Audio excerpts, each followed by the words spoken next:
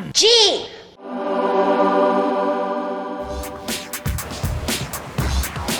哇！今日終於放假啦，咁放假就梗係去買啲玩具玩下啦。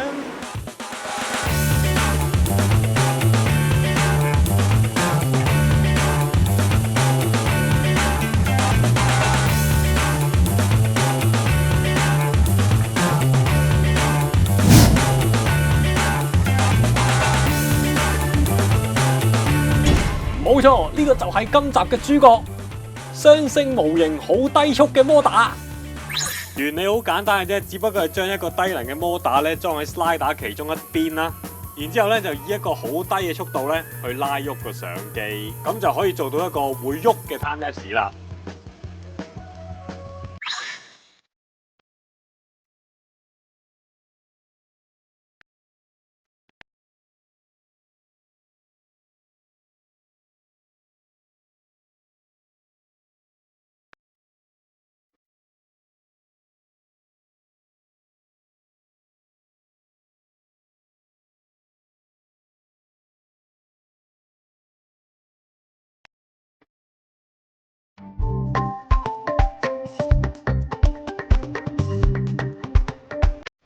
咁由於我條 slider 嘅長度有限啦，得80cm 長嘅啫，咁所以咧以佢呢個摩打嘅速度咧，我就會 set 每秒一張或者每2秒一張相，咁得出嚟咧大概係有5至10秒嘅一個 shot 咯。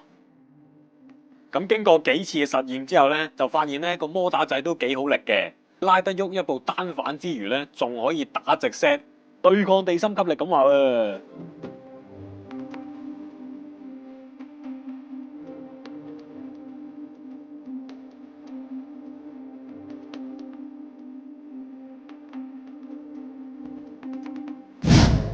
可能係世界上最低成本嘅移動 time lapse。咁其實 Gearbox 嘅原理咧，就係透過齒輪組咧去降低速度嘅。咁所以咧就會有一個叫做 Gear Ratio 嘅嘢，齒輪比啦。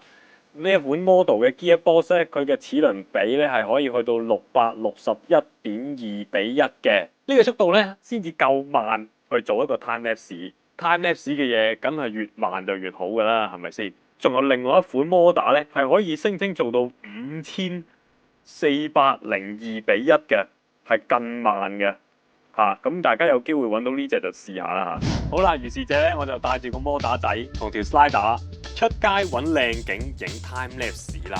但冇幾耐，居然俾我發現咗另一個更 advanced 嘅方法喎。咦？街邊嗰啲欄杆都幾直幾滑㗎喎。如果攞街邊嘅欄杆做 slider 嘅路軌，咁我又唔使受限於條 slider 嘅長度啦，咁我個 shot 咪可以行耐啲咯。